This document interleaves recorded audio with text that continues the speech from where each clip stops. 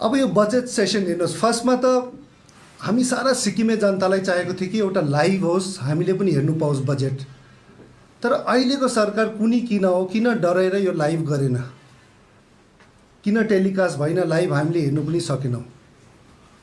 र यो बजेट पनि अहिले जुन चाहिँ एसेम्ब्ली थियो, सेसन थियो, बजेट सेसन भनेर थियो, र यो बजेट सेसन पनि मलाई चाहिँ साह्रै दुःख लाग्दो लाग्यो। यो एन्टायर बजेट जुन चाहिँ अहिले पेश गर्यो, मलाई चाहिँ लाग्यो कि एन्टायर बजेट एउटा कमिसन खाने र पर्सेन्टेज खाने बजेट मात्रै थियो। र यो बजेट लिएर आज धेरैजनाले कुरा गर्दै रहेछ, एसकेएमकोले एउटा हेल्थ र एजुकेसन सेक्टरमा धेरै उयो भयो। लु, हेल्थ र एजुकेसन सेक्टरमा बजेट भयो भने आज के बजेट आयो हेल्थ र एजुकेसनमा? नयाँ युनिभर्सिटी, 500 करोडको नयाँ युनिभर्सिटी, अरे 900 करोडको कुन हस्पिटल, 600 करोडको कुन, खालि ठुलो ठुलो रकमको हस्पिटल, नयाँ युनिभर्सिटी हो। सबैकोले बाहिरको मान्छेले गर्ने, बनाउने, कारण सानो काम त नगर्ने, खालि ठुल्ठुलो बजेट, युनिभर्सिटी ठुलो ल्याउने, त्यो ल्याउने। आज यदि एजुकेसनको हामीले कुरा गर्ने हो भने दिल्ली सबैभन्दा इन्डियाभरिमा आज एजुकेसन र हेल्थमा दिल्ली गभर्मेन्टको चर्चा सब जग्गा भइरहेको छ। र दिल्ली गभर्मेन्टले एजुकेसनमा के गरेको छ म तपाईँलाई अलिकति पढेर म सुनाउन चाहन्छु। दिल्ली गभर्मेन्टले एजुकेसन लास्ट 5 to 7 इयर्समा 20,000 नयाँ क्लासरुम खोलेको छ। 12,430 न्यू स्मार्ट क्लासरुम्स बनाएको छ। टिचर्सहरूलाई उहाँहरूले बाहिर फरेन कन्ट्रिजमा, अब्रड, जहाँ एजुकेसन पोलिसिज, एजुकेसन सेक्टर धेरै राम्रो छ, त्यहाँ पठाएर ट्रेनिङहरू गरायो। र लास्ट 1 इयरमा दिल्ली सरकारमा 3,70,000 न्यू एडमिसन भएको छ दिल्ली स्कुल्समा, गभर्मेन्ट स्कुल्समा, प्राइभेट स्कुल्स छोडेर। तर यहाँ सिक्किममा हेर्नुहोस्, आज हरेक गभर्मेन्ट स्कुल्समा स्टुडेन्ट्स कम्ती भएर गएकै छ। इनफ्याक्ट मेरै सङ्गनाथ हाई स्कुलमा लास्ट इयरदेखि यसपालि 15 to 20% स्टुडेन्ट डाउन छ। हाम्रो एमपी इन्द्राङ भाइकै स्पिच मैले धेरै महिना अगाडि सुन्दाखेरि उहाँलाई साह्रो दुःख लागेर, जुन स्कुल उहाँ पढेर एबिसिडी सिक्यो त्यो स्कुलमा अहिले कुनै नानीहरू छैन, त्यो स्कुलमा स्टुडेन्टै छैन गभर्मेन्ट स्कुलमा। र गभर्मेन्ट आफैले पनि स्कलरसिप गभर्मेन्ट स्कुलमा जसले राम्रो गर्दैछ 2-3 जना नानीलाई स्कलरसिप दिएर अरू बाहिर कहाँ पठाउने, राम्रो स्कुलमा पठाउने। यानि कि उहाँ आफैले भन्दैछ कि हाम्रो गभर्मेन्ट स्कुल राम्रो छैन, स्कलरसिप दिएर चाहिँ हामी बाहिर लाने। अब यो दिल्ली गभर्मेन्टले 20,000 नयाँ क्लासरुम्स, 12,430 न्यू स्मार्ट क्लासरुम्स, यिनीहरूले नयाँ बिल्डिङ त बनाएन नि त, त्यही पुरानो स्ट्रक्चरमा, पुरानो स्कुल्सहरूमा रिइन्भेस्ट गर्यो, क्लासरुम्सहरूलाई हाइटेक बनायो। त्यो नयाँ पुरानो स्कुल्सहरूलाई उहाँले अपग्रेड गरेर क्लासरुम्स लिएर स्कुल्सलाई दामी बनायो। त्यो सानो बजेटमा बनिन सक्छ, तर यहाँ सिक्किममा गर्दैन नि त त्यो। उहाँले त खालि 500-600 करोडको मात्रै हेर्छ, ठुलो बजेट हेर्छ, ठुलो कमिसन, ठुलो पर्सेन्टेज, त्यो मात्रै हेरिन्छ। अब यो युनिभर्सिटिजहरू ल्याउँदैछ, खालि क्वालिटी छैन, क्वान्टिटी मात्रै। कतिवटा स्टुडेन्ट्स हाम्रो पास हुँदैछ, त्यो एउटा डेटा छैन 12 को, यति युनिभर्सिटिजहरू लेकै छ। पिपिपी मोड गर्ने हो कि के गर्ने हो कि, अहिले भर्खर हामीले हेर्नु पायौँ कि सोरेङमा जुन चाहिँ आउँदैछ नेताजी सुभाष चन्द्र कुन म्यानेजमेन्ट दिने हो, तिनीहरूको कुनै एग्रिमेन्ट, कुनै ट्रान्सपेरेन्ट राख्दैन गभर्मेन्टले। कुन प्रकारले दिने हो, कति इन्भेस्टमेन्ट अर्को पार्टीले गर्ने हो, या कुनै एजेन्सी आएर, मैले एसकेएम सरकारको एउटा प्रेस कन्फरेन्स सुनेको, हामीले बनाएपछि चाहिँ म्यानेजमेन्ट गर्नु दिनुपर्छ। यस, म मान्छु म्यानेजमेन्ट गर्नु दिनैपर्छ, तर के छ त्यो म्यानेजमेन्टमा? तपाईँहरूको एग्रिमेन्ट के छ? कति दिँदैछ म्यानेजमेन्ट गर्नुको लागि? उनीहरूलाई कति पे गर्दैछ? उहाँहरूले कति निकाल्यो त्यो बनाउनु लागि? के प्रकारले तपाईँले सेलेक्सन? एउटा एग्रिमेन्ट ट्रान्सपेरेन्ट छैन। इनफ्याक्ट एजुकेसन डिपार्टमेन्ट त हामीले आरटिआई पनि गरेको छ, त्यो म सेपरेटली प्रेस कन्फरेन्स गर्नेवाला छौँ। स्मार्ट टिभी लिएर नै यति साह्रो ठुलो करप्सन छ त्यहाँनिर। अब हामीले आरटिआई गर्दा स्मार्ट टिभी किन दियो? होइन, पेन्डेमिक आएको थियो, हामीले छिटो डिसिजन लिनु पऱ्यो, त्यही कारणले हामीले उयो पनि गरेन, कुनै टेन्डरहरू पनि छैन, हामीले दिइहाल्यौँ। अरे यो मूर्खपन्थी होइन? पेन्डेमिकको टाइममा तपाईँले ल्यापटप र स्मार्टफोन दिनु राम्रो हो कि तपाईँले टिभी दिनु राम्रो हो? त्यो त एउटा मूर्खपन्थी डिसिजन हो नि त। र त्यहाँ पनि आज यति एउटा ब्युरोक्रेट जुन मान्छे थियो, उहाँ एउटा नाम गरेको थियो कुङ्गा निमा साहब, जो हाम्रो एजुकेसन डिपार्टमेन्टको मन्त्री हुन्छ, उहाँले यस्तो डिसिजन लिन्छ? पेन्डेमिकको टाइममा हामीले गर्नु सकेन, त्यही कारणले छिटो दिनु पऱ्यो, एजुकेसन ह्याम्पर हुन्छ अरे टिभी पो दिनु पऱ्यो, ताकि जब इन्टरनेटै छैन एटलिस्ट ल्यापटप र मोबाइलले त कहीँ गएर पनि इन्टरनेट पक्रिनु सक्छ जग्गामा आयो भने। यस्तो मूर्ख डिसिजन्सहरू गर्छ। यसमा यति साह्रो करप्सन्सहरू भइरहेको छ। यो इन्भेस्टिगेट कसले गर्ने हो? सिबिआई भन्दैछ, योहरू पनि त गर्नु पऱ्यो। इनफ्याक्ट विराज सरले जुन चाहिँ अहिले कुरा गर्नुभयो, महेन्द्र पी लामाज्यू जो economic adviser to government of Sikkim, उहाँले हिजो कालिम्पोङमा स्पिच के दियो त्यो सेमिनारमा, कि उहाँले भन्यो कि हामीले इकोनोमिक रिभाइभल सिक्किममा एउटा कमिटी गठन गर्यो।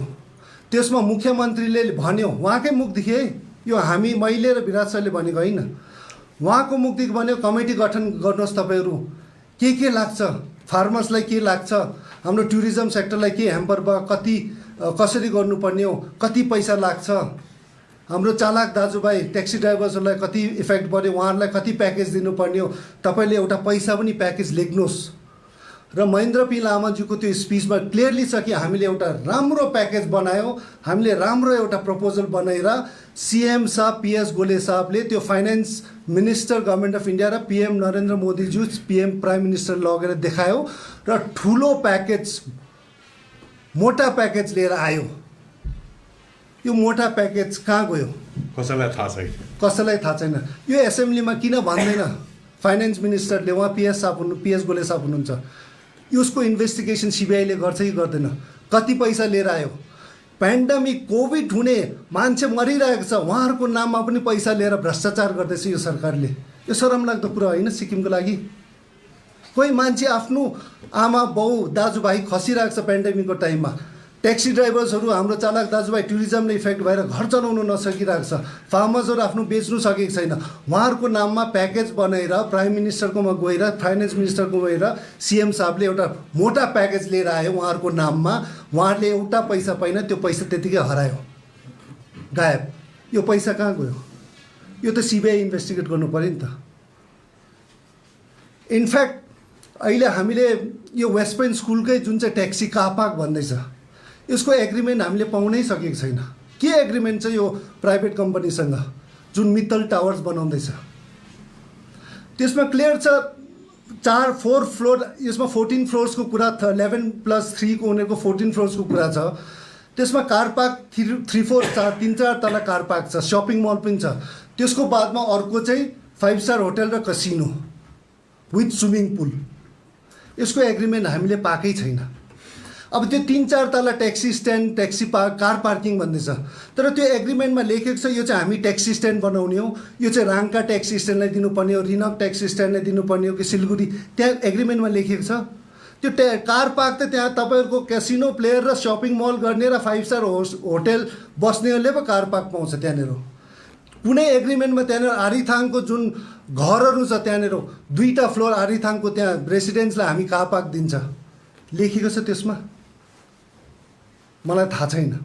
अगर लेखिएको छ भने देखाउनुहोस्। एसकेएम तपाईँहरूको सरकारै छ, गभर्मेन्ट, ट्रान्सपेरेन्ट गर्नुहोस्। उहाँहरूले भन्दैछ अहिले हामीले यो बनाएको चाहिँ इम्प्लोइमेन्टको लागि तपाईँले त्यो एग्रिमेन्टमा क्लियर कट लेख्नुहोस्। 100% होइन, 90% तपाईँले इम्प्लोइजहरू त्यो shopping mall, casino, 5 star hotel र कार पार्कमा चाहिँ 90% Sikkim subject holder, COI holder र आरसी होल्डर्सहरूले पाउँछ भने लेख्नुहोस्। त्यसो भए अरे त्यहाँ हामीले भनेको छैन कि नबनाउनुहोस् कार पार्क, तर 11-14 तला त चाहेन नि त त्यहाँनिर।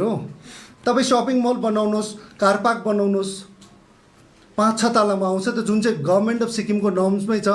डिजास्टर म्यानेजमेन्ट र माइन्स एन्ड जियोलोजीले पास गरेको छ कि 5.5 फ्लोर्सदेखि ज्यादा पाउँदैन। र यो भ्रष्टाचारको लागि, पैसा खानुको लागि आज सिक्किम सरकार जो एसकेएम गभर्मेन्टले चाहिँ सबै कुरा नै बेच्ने हो। अनि सिबिआई चाहिँ आउनु पाउँदैन। सिक्किमको लागि जनता त्यहाँ आरिथाङको लोअर बाइपास एरियामा यति डेन्जर छ, त्यहाँ अलरेडी ल्यान्डस्लाइड प्रोन एरिया छ, त्यत्रो ठुलो बिल्डिङ आएर अझै तपाईँले देखाउँदैछ कि हुनसक्छ एस्योरेन्स दिनुसक्छ बिल्डर्सहरूले कि 10 साल 15 साल 20 सालको बादमा यसले गर्दा चाहिँ हामी एकजना मान्छे पनि खसेन, हामी जिम्मेवार लिन्छ, त्यो एग्रिमेन्टमा लेखिएको छ। र एसेम्ब्लीमा यो कुराहरू डिस्कसनै हुँदैन। अब एसेम्ब्लीमा पनि म रिक्वेस्ट गर्न चाहन्छु सबै एमएलएजहरूलाई, रिप्रेजेन्टेटिभ इन्क्लुडिङ मिनिस्टर्स र मुख्यमन्त्रीलाई पनि, प्लिज एसेम्ब्लीमा तपाईँहरू सिक्किमको इस्युज डिबेट गर्नुहोस्। त्यहाँ एउटा पर्सनल एट्याकको लागि कुनै एसेम्ब्ली होइन। किन पर्सनल एट्याकहरू गरिरहनु? कसैको छोरी कसैको छोरा, किन पर्सनल एट्याकको लागि यो एसेम्ब्ली गर्नुपर्छ? र म यही भन्न चाहन्छु, आज हामीलाई पनि थाहा छ अहिलेको सरकारमा धेरै नेताहरू, अहिलेको नेताहरू, सरकारको नेताहरू, उहाँको छोराछोरीहरू पनि धेरै कामहरू गर्दैछ गभर्मेन्टको लिएर। र मेरो यही भन्नु छ कि जो व्यक्ति चाहिँ सिसाको घर, ग्लासको घरमा बस्छ, अर्काको घरमा ढुङ्गा नहिर्काउँदा पनि हुन्छ। र हामी चाहन्छौँ कि एसेम्ब्ली फ्युचरदेखि अलिकति ट्रान्सपेरेन्ट होस्, लाइभ ब्रोडकास्टहरू गरोस्। र सिबिआईको कुरा हुँदा पनि यस पहिलाको सरकारमा घपला भएको छ भने इन्भेस्टिगेट गर्नुपर्छ, तर यो सरकारमा पनि अहिले जुन चाहिँ भएको छ त्योहरू पनि गर्नुपर्छ। र मेरो यही रिक्वेस्ट छ सिक्किमे जनतालाई कि अब चाहिँ हामीले सिक्किम चाहिँ शान्ति, एउटा सबै मिलेर शान्ति बनाऊ। जुन पार्टीले, जुनै पोलिटिकल पार्टीले यो दङ्गा फसाद गर्छ, गुन्डागिरी गर्छ, गाडी फुटाउने, जलाउने, एकअर्कामा झगडा गर्ने, त्यो पार्टीहरूलाई, त्यो लिडर्सहरूलाई चाहिँ हामीले सबै मिलेर चाहिँ बोयकट गरेर एउटा सिक्किम शान्ति बनाउने हामी सबैको एउटा कर्तव्य पनि हो। र हामीले सिक्किमलाई चाहिँ हाम्रै नानीहरूको भविष्य चाहिँ बनाउनुपर्छ। र यही प्रकारले अहिले जुन प्रकारले ल एन्ड अर्डर गइरहेको छ, बर्बाद भएर गइरहेको छ, यसले चाहिँ हामीलाई, मेरै आफ्नै नानी, तपाईँहरूकै आफ्नै छोराछोरी र सिक्किमको भविष्य चाहिँ बिगारेर जान्छ। र त्यसले गर्दा मलाई लाग्छ कि 2019मा जुन परिवर्तन भयो, त्यो परिवर्तन त एकदमै ठुलो धोका परिवर्तन भयो।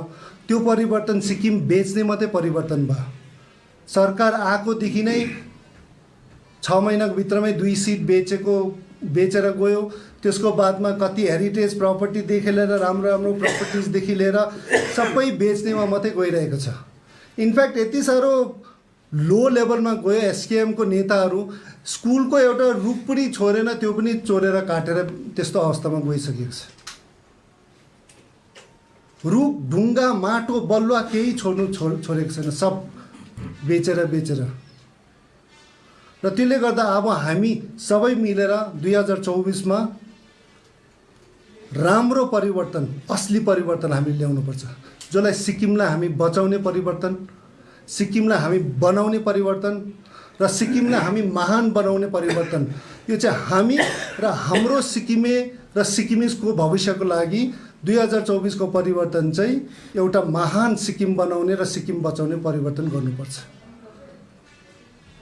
र म यही भन्न चाहन्छु कि हामीले सिक्किमेले आज हामीले हेर्नुपर्छ जुन प्रकारले पोलिटिकल पार्टिजहरू काम गरिरहेको छ, चाहे हाम्रो सिक्किम होस्, चाहे बिजेपी होस्, चाहे एसडिएफ एसकेएम होस्, जुन पार्टी, जुन गभर्मेन्टले राम्रो काम गर्छ तपाईँहरू भोट दिनुहोस् न।